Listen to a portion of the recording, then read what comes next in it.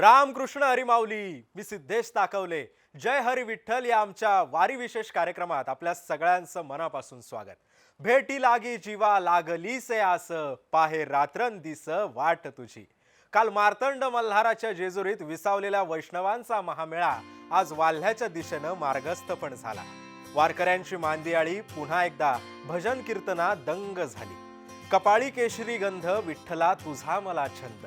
विठुरायाच्या भेटीच्या ओढीनं समस्त वारकरी आता पंढरी जवळ करण्यासाठी झपाझप पावलं सुद्धा टाकतायत. एक एक पावलं मागे टाकत आता पंढरी जवळ करू लागली आहेत. सगळा आसमंत ज्ञानोबा तुकोबांच्या जयघोषात दुमदुमून गेलाय. जाती भेद नाही, श्रीमंत नाही, गरीब नाही, भेदभाव नाही, कुणी राजा नाही की कुणी रंक नाही. जिथे मिळेल तिथे खायचं आणि जिथे असेल तिथे राहायचं.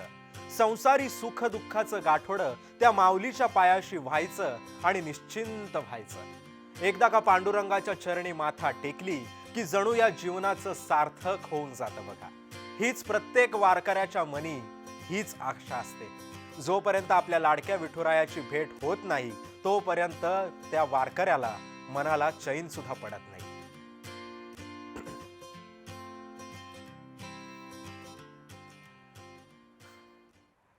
दरम्यान वारीचे हे रंग अजून जाणून घेण्यासाठी माझे सहकारी प्रशांत सागवेकर सुद्धा आपल्यासोबत थेट वारीमधून जोडले गेलेले आहेत. नमस्कार प्रशांत माऊली, सध्या काय परिस्थिती आहे तिथली? जय हरी माऊली. सिद्धेश, मी सध्या वाल्ह्यामध्ये आहे आणि वाल्हे हे आपल्याला सगळ्यांनाच माहिती आहे, वाल्मिकी ऋषींचं गाव आहे. आणि काल जेजुरी या ठिकाणी माऊलींचा पालखी सोहळा होता, जो आज सकाळी मजल दरमजल करत हा वाल्हे या ठिकाणी पोहोचलेला आहे. आत्ता ज्या ठिकाणी मी आहे हा वाल्ह्याचा परिसर आहे आणि आत्ता माझ्यासोबत एक दिंडी आहे. हे येवल्यातून आलेले सगळे वारकरी आहेत. सिद्धेश, आपल्याला एक गोष्ट नमूद करून घ्यायला लागेल, संपूर्ण महाराष्ट्राच्या कानाकोपऱ्यातून ही वारकरी मंडळी जवळजवळ 350-400 किलोमीटर, कोणी 500 किलोमीटर एवढी पायपीट करत ही दरवर्षी या दिंड्या पांडुरंगाचरणी त्या ठिकाणी जात असतात.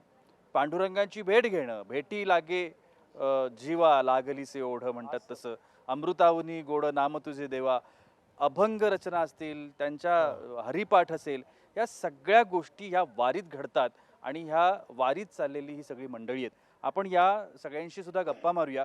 सिद्धेश, ही सगळी जण येवल्याची आहेत, नाशिक जिल्ह्यामधली, आणि नारायण महाराज काळे आत्ता माझ्यासोबत आहेत. आपण त्यांच्याकडून जाणून घेऊया की ही वारी ते कशी साजरी करतायत.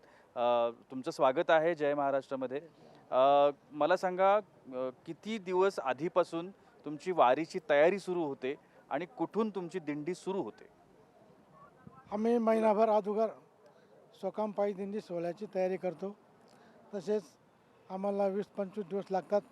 आम्ही येवला, दिंडोरी, नांदगाव, मनमाड अनेक भागातून सर्व 400-500 वारकरी आपल्या सोकाम पायी दिंडीत सामील होतात.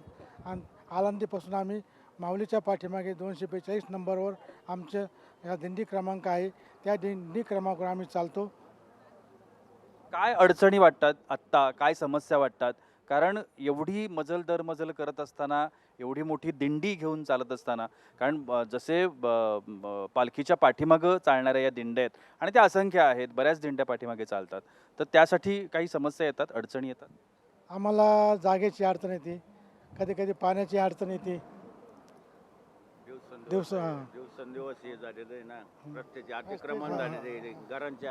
नक्की नक्की नक्की नक्की. हा सिद्धेश, खरं आहे प्रशांत सर, की ते आपण म्हणतो ना की अभंगामध्ये काही ओळी सुद्धा रचल्या गेलेल्या आहेत. सुंदर ते ध्यान उभे विटेवरी कर कटावणी ठेवून या. जसजशी पंढरी या वारकऱ्यांना दिसू लागते तसतसा यांचा आनंद जो आहे तो गगनात मावेना असा होतो. जशी जशी पंढरी जवळ येते, जसं जसं त्या विठुरायाचं दर्शन आपल्याला घडतंय, आत्ता घडतंय की थोड्या वेळाने घडतंय, अशी जेव्हा ती उत्कंठा इतकी शिगेला पोहोचलेली असते, ह्या वारकऱ्यांच्या चेहऱ्यावरती जो हा वारीचा प्रवास झाल्यानंतरचा जो आनंद असतो, जो थकवा असतो, तो अवघ्या काही क्षणामधून तो निघून जातो. आता तुमच्यासोबत सुद्धा काही वारकरी मंडळी आहेत, तिथले त्यांचे सुद्धा काही अनुभव आपल्याला ऐकायचे आहेत. दिवे घाटातला तो सगळी मंडळी आहेत, वारकरी मंडळी जी आहेत, ही वारकरी मंडळी त्याच उत्साहानं किंवा त्याच आनंदानं या सगळ्यामध्ये तो एक म्हणतो ना उत्साहाचा संचार, आनंदाचा संचार आपल्याला पाहायला मिळतोय.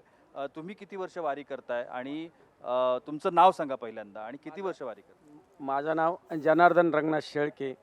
मी जवळजवळ 25 वर्षापासून या पायी दिंडी सोहळ्यामध्ये चालतोय. परंतु यात आम्हाला ऊन वारा पाऊस याचं दुःख कधी जाणवतच नाही. आमच्यामध्ये जो भक्तीचा संचार आहे आणि जी माऊलीबद्दल आणि पांडुरंगाच्या भेटीबद्दलची ओढ आहे, तर ती आजतागायत जशीच्या तशी आहे आणि ती उर्वरित जास्त अधिकाधिक ती ऊर्जा देते. तसं आमचं एक संत महात्मा म्हणतात, वाराणसी चाली जे मासा, गोदावरी एक दिवसा आणि पंढरी पाऊल पडी असन ऐसा ठसा नामाचा. तर वाराणसीमध्ये 1 महिनाभर चाललेलं आणि गोदावरीमध्ये 1 दिवस चाललेलं बरोबर पुण्य असतं. आणि गोदावरीमध्ये 1 दिवस चाललेलं आणि पंढरपूरच्या दिशेने 1 पाऊल टाकलेलं एवढं पुण्य होतं. म्हणून या पंढरीच्या वारीला एक अनन्यसाधारण महत्त्व आहे. नक्की. मला सांगा, 25 वर्ष तुम्ही वारी करता आहात आणि 25 वर्ष या संपूर्ण प्रवासाचा तुम्ही अनुभव घेतलाय. पांडुरंगाबाबतीत काही अनुभव आले? बरेचसे अनुभव आले की ज्या वेळेस आपण स्वतःवर भार घेऊन आणि ज्यावेळेस संसाराचा म्हणजे आमचा शेतकरी वंश असल्यामुळं आम्हाला पेरण्या करून निघावं लागतं. परंतु ज्यावेळेस पेरणी राहिली आणि आम्ही जर तशी निघून आलो तर त्या सालाला आमचं उत्पन्न जास्त येतं आणि ज्यावेळेस स्वतः पेरणी करून येतो त्यावेळेस उत्पन्न कमी असतं. हा एक चमत्कार आपल्याला खरं तर म्हणावा लागेल. कारण एक सिद्धेश, मला तुला आणखीन एक गोष्ट सांगावीशी वाटते. ही वारकरी मंडळी जी आहेत त्याच्यामधला जवळजवळ 90% वारकरी हे शेतकरी आहेत. ते त्यांचा एक ठरलेला तो काळ आहे, त्यांची मशागतीचा काळ, पेरण्यांचा काळ हा सगळा संपतो आणि त्यानंतर वारीची सुरुवात होते. म्हणजे जो निसर्ग क्रम आहे तो निसर्ग क्रम हे लोक कधी बदलत नाहीत. आज निसर्ग पुढे मागे होतोय, पाऊस पुढे होतोय, ऊन मागे होतंय, असं काय काय होतंय, पण त्या ज्या तिथी असतात किंवा ते जे दिवस असतात ते सगळे दिवस, त्या तिथ्या ज्या मराठी जे कॅलेंडर आहे त्याच्यामध्ये जे सांगितलेले आहेत ते सगळे लोक पाळणारी ही लोक आहेत आणि त्यानुसार हे त्यांचे रचना करतात. आणि वारीसाठीचा जो वेळ आहे, हा वारीसाठीचा वेळ हे सगळेजण रिकामी ठेवतात आणि ते जे काही 20, 25, 30 दिवसांची वारी आहे ती अगदी नित्य नियमाने करण्याचा ते प्रयत्न करतात. खरं आहे. नक्कीच प्रशांत सर, तुम्ही आमच्यासोबत असेच जोडलेले राहात. परंतु संध्याकाळी 6:30 वाजता वारीच्या या वाल्ह्याच्या टप्प्यावरचे अन्य काही क्षण सुद्धा आपल्याला तुमच्यासोबत जाणून घ्यायचे. तुर्तास धन्यवाद तुम्ही दिलेल्या माहिती संदर्भात. त्यामुळे वारीच्या या टप्प्यावरचे क्षण पाहायला तुम्ही 6:30 वाजता विसरू नका. पाहत रहा जय महाराष्ट्र.